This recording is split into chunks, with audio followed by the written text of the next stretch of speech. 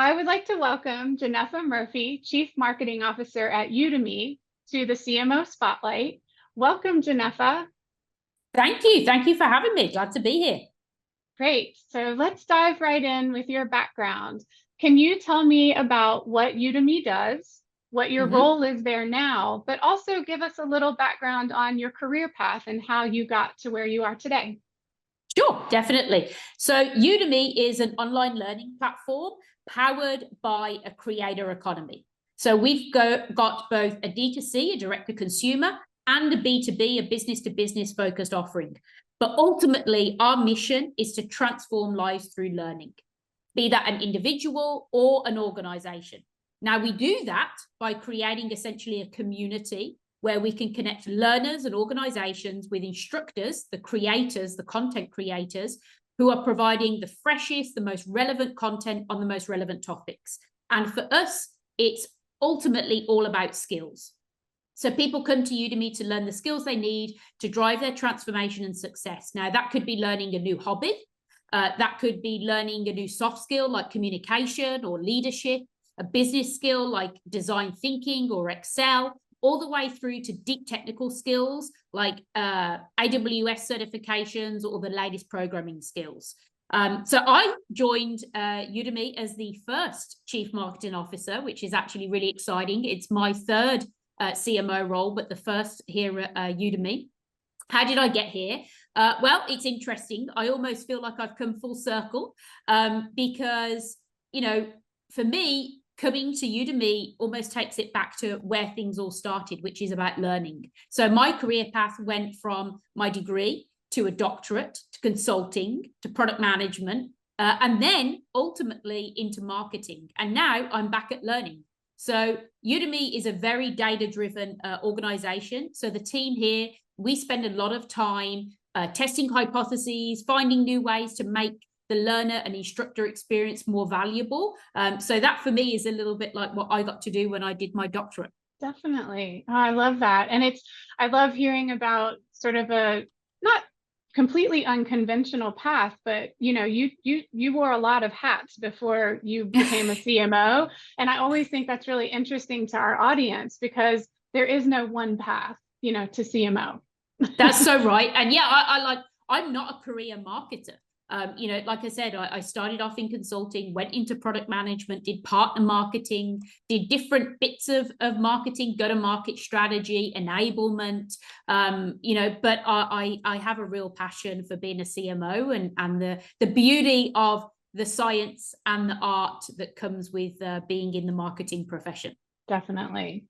Well, what advice do you wish that you had gotten as a younger person in your career, or what advice would you give to a younger marketer now?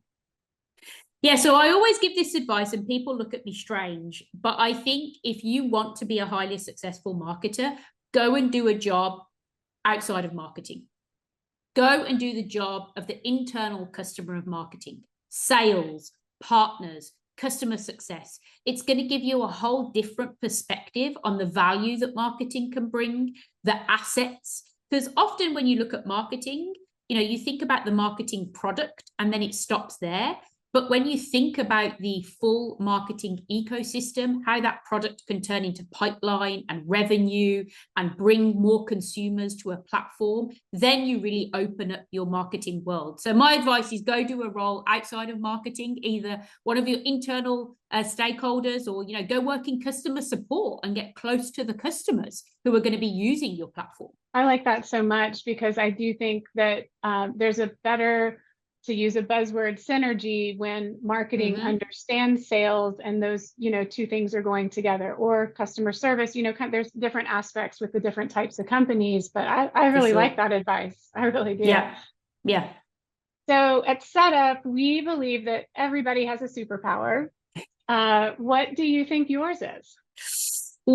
I would probably say mine is context switching, right? I believe in the power of focus. I think focus is incredibly important, but I think as a leader, and as a leader in marketing, actually, you often have to switch context from meeting to meeting, right? So maybe you're going from one meeting where you're helping the team with a creative project to the next meeting, you're going to help them to do data and analytics and, come up with different pricing methodologies. So I think you have to be able to have that ability to switch context from meeting to meeting. And in a strange way, I think, for me, that allows me to focus because I can get into the moment more quickly with my team because I have that superpower of context switching. That's great. Yeah, that's important. And I guess too, as a CMO, when you're talking to your CFO, and you've got to tell a story a certain way that resonates with them. And then, you're moving over to talk to your head sales guy and he cares about different things, and so I like that a lot. Yeah. That is important. I'm a big believer in, understanding people's different communication styles. And like you said, their end objective, and then being able to pivot your narrative or, retell your narrative through a different lens, depending on the different people you're engaging with. It's critically important. And, if you don't do it, then you're not going to find that connection with the other person. And they'll just end up either defaulting back to what their assumption of what marketing does and is, right? Or you won't be able to get them on board, especially if you're trying to, try something new or innovate in a particular area. Totally. Makes sense. So in terms of leadership style, where do you find inspiration for your team, or how do you help your team be inspired for the work? Yeah, well, I actually find inspiration for my team from my team. Right. I believe, very much that the role of a leader is to provide the framework, the context, the environment where the team can bring their own passions to the surface. I mean, I hope that my own passion that I share with my team for marketing, for Udemy, for our mission, transpires and inspires them. But I also believe in giving them the environment to then come back and inspire me. And then I think when you can highlight that and you can show that everybody in the team is providing a role and is helping one another, I think that really, really just creates amazing experiences. Absolutely. And what are the values that you demonstrate as a leader or the values that you look for in others when you're building your team? Oh, that's a good one.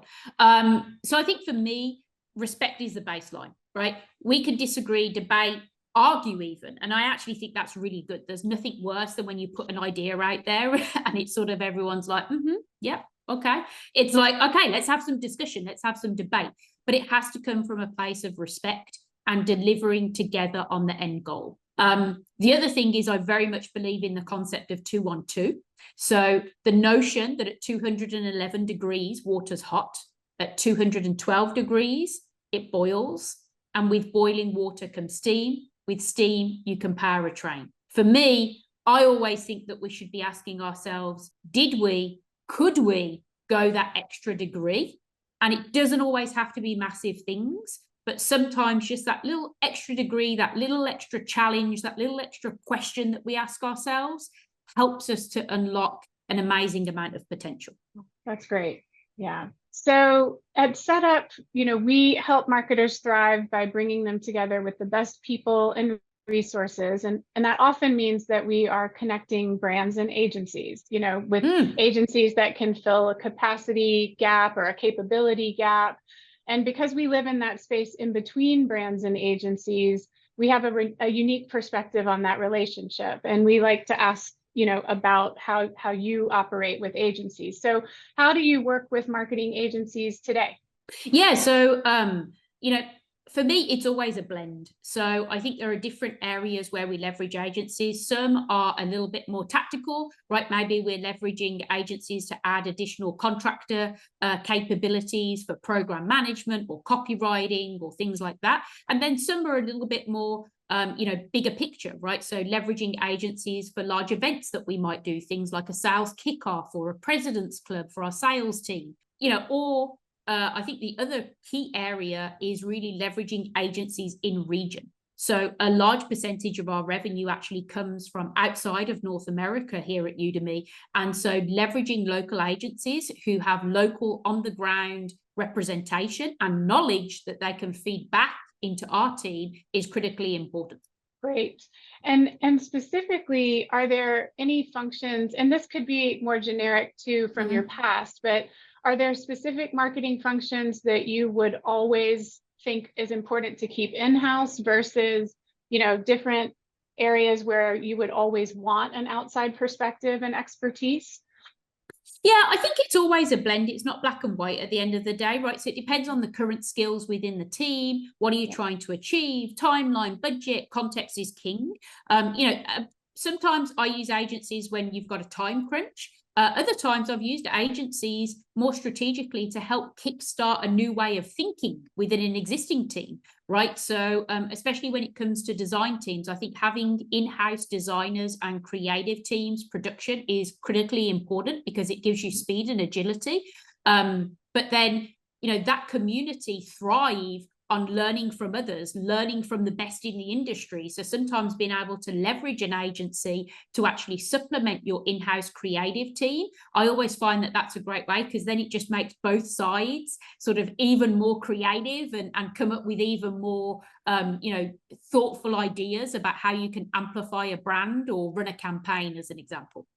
Absolutely. That feeding off of each other and, kind of encourage, like maybe it's a little competition, but also it's just inspiration, of exactly. like I can build on that idea and let me, I can take that over here. And, you wouldn't have thought of that if that person wasn't in the room, So and I that's love it. It has to be a partnership. And I get very frustrated when people see agencies as like this third party. Like, I think the most successful relationships that I've had with agencies is where you hold them accountable like you would your own team. And at the same time, you afford them visibility and transparency that you would give your own team as well. If you sort of keep them at arm's length, I think you're only going to get part of the value from them. Definitely. Yeah. Bringing them in as part of the team, an extension of your team, but really having them feel a part of, and everybody's invested in the outcome together, right? You're all trying to achieve those goals. That's great. So in terms of marketing results, how do you show the value of marketing to the rest of the company, to your fellow C-suite, executives, but also just to the company as a whole? Yeah. So I think there's a few different ways. I mean, I think there's a sort of, I've got a CMO dashboard, a set of metrics that cover, the full scope of reputation. So they look at awareness, preference, perception, all of those different elements. Too often, especially in B2B businesses, I see people focusing just on things like marketing qualified leads and pipeline, which incredibly important, needs to be measured. But I think you also have to show those other metrics as well, right? Traffic coming into the website, domain authority, share of voice, impressions, engagement. So I think that's one side to it. I think the other piece is just being transparent, right? I think a lot of people have an assumption about what marketing is, what marketing does, what value it can bring. So helping educate sometimes, right? My peers about, well, actually, marketing isn't just about lead creation. It's not just about direct contribution. It's also indirect contribution as well. And then the third part, I think, is really showing the impact of marketing on the internal teams. So partnering with the people team, I think, is incredibly important because a lot of the stuff that we do in marketing, we're doing it for an external purpose, but it can have a tremendous amount of value for the internal employees as well. And so that's something that I definitely want to bring to Udemy. We have our internal Udemates, as we call them, our employees, our team. We have our customers who are our individual learners and organizations. And then we have our content creators, our instructors, and all of them are equally, important. And it's critical that marketing plays a role in inspiring them and creating sustainable hype across each of those different vectors. That's right. Because you need for the instructors to want to work, with you. You need for the individuals to think of you, when they're going to try to learn a new thing, and then the staff, and then the recruitment angle of also bringing in further Udemites. Was that the word? Yeah. Udemites. Yeah, exactly. Udemites. I mean, we need people who are passionate about learning, who, really want to deliver on that mission of helping people improve and transform their lives through learning. Like, that's critical, because that authenticity in our internal teams transpires to our external customers, whether that be an organization, an instructor, or an individual learner. And so that's really, really important. Great. Now, is there a campaign or a program, either in your current role or in a past role, that you learned the most from, either because it was a big flop or because it was a huge success? Like, what comes to mind for you? Yeah, well, it's too early to tell at Udemy yet, I will say. But and I do like learning from a flop. But I think a campaign that I did at my last company, actually, basically we put an employee on the side of a cliff in Wales to show that our software could truly work from anywhere. It was at the height of the pandemic. It was such a success because it tapped into the social narrative versus being too explicit about what we did as a tech company and what was the software that we were providing. So we really focused on the outcome and the social narrative as the start versus the tech itself, which is a mistake that I often see in B2B tech. You make it all about you and not about the outcome and about the customer. The tech itself was just an enabler, and it earned us great media across the globe. It created amazing internal hype with employees, because the person who we put on the side of a cliff was an actual employee. It wasn't an actor. And it really set the bar for the team in terms of the quality of product that we should be delivering as a marketing organization. And that helped create trust and excitement with all of the partners then we had to work with, right? Sales, customer success, pre-sales, engineering, etc. So that for me was a pretty special one. And it was executed in a very, very short time frame. What would have normally taken probably 6 to 12 months to develop and execute, we came from idea creation with an agency to execution in less than 3 months. Well, and I love part of that so much too, because you're talking about with B2B marketing, tapping into the emotion of the buyer. And that's, I feel like sometimes that gets lost with B2B, but really you are selling to humans, whether it's a human consumer at a B2C level, or it's a human buyer for a business at the B2B level. But especially during the pandemic, I'm sure, as people were figuring out how and where do I work, where, how can I work, how can I get, we gave them that possibility of hope. That's right. Right? It's That's possible. right. If someone can take calls for a contact center on the side of a cliff, then we can figure out how to turn your living room into or your den into an office. So right. Gave them that glimmer of hope. Oh, what a great example. I love that. All right, so I have some what we think of are a little bit more fun questions. Okay. But Bring it on. Bring it on. What is a quote or a book or a movie or a band, something that inspires you out in that world? Yeah, so it's a slightly adapted version of a quote, but I have it on my desk and it has longevity. I've had it on my desk for over 8 years now. And it basically says there's no limit to what a person can do if they don't mind who gets the credit. And it's so simple, but so poignant, because it's about focusing on the outcome. It's about being a team. And I think, wins that you have individually are great, but wins when you have them as a team, and even when you have to overcome some adversity together as a team, those are the ones that I think really touch you and really stick with you, at least for me. I love that. Other than your family, where do you find joy outside of work? Nature. I mean, I'm very fortunate to live in California, in Northern California, and there's so much beauty around me that inspires me every day. And I just find so much joy from it.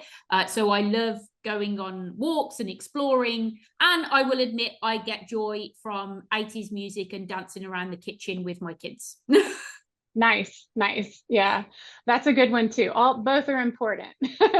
Very much, very much. So what brand that you've never worked for, do you most admire, and why? Or I'd have to say probably Disney. Their attention to detail and weaving a narrative through everything they do is just a masterclass. I just love their attention to detail. I love they've thought about localization, how they change things for local markets, but they keep the integrity of the narrative that they're trying to create. So for me, it's a real masterclass in how you bring together the full marketing mix. Great. Yeah, they're a big one, and they have done, I mean, just, throughout my entire lifetime, they've been a presence, in my life in various ways, right? And it's interesting, and it's very cool. Yeah, they definitely have figured that out. And I always try and think, is there a different one, right? Is there one that's, maybe sort of, but I think with this, it comes down to also standing the test of time, and they have adapted. Some ways, that they've got more to do, but in other ways, that their brand approach has been able to sort of shift with time, and I think it's really interesting what they do. Cool. Now, is there a fictional realm or a novel or a story that you would like to live, like, or a movie that you saw that you would just go, I want to live there. I'd like to live in that world. I don't know. I'm partial to Neverland because I love Tinkerbell, but I'm also partial to Narnia. So maybe it's like a combination of Narnia and Neverland together. Ooh, I like that. That's good. I don't know what that would be called. Yeah, Narnaland. Narniland. Narniland, yeah. Narniland, there you go. Or Neverlia. I don't know. Yeah. Anyway, and my last question is an open-ended one, but is there a question that you wish I would have asked, like something else that you would like to share with our marketing community here that that feels relevant to the conversation? Well, I'm always a big believer in just sort of putting everything on the table. So back to that discussion about agencies, I think, a conversation about why is it that sometimes I think agencies actually get a bad rap? Why is that, and how can we avoid that and create it as a partnership more and more going forward? Absolutely. Yes, we we partner with agencies. That's our core business. And we had one of the agency partners was in town last week, and we had lunch just to catch up. He doesn't live here, and he posted a picture of us on LinkedIn together, and just the headline was partnership over vendorship. And exactly. I was like, and I had to reshare because I was like, this is absolutely how we operate as a company. It's how I operate as an individual. I feel like brands get so much more out of an agency relationship when they're treating them with the respect that you talked about earlier, when when there is that partnership that's they've got the same business goals in mind. When we achieve those goals, we celebrate together. It's not do this, do that, see you later, let me know when it's done, or exactly. And it's not a blame game, right? We win or we win or we fail together, and that means that we're going to put everything on the table. Everyone needs to be giving their all, regardless of whether you're part of the agency or you're part of the core company. And that sense of partnership, I think, is really, really critical. So that's the only question I would probably think of. Awesome. Well, Genefa Murphy, you have been a delight. Thank you so much for joining us today on the CMO Spotlight. We appreciate you. Thanks for your time. Thank you. Thanks for having me.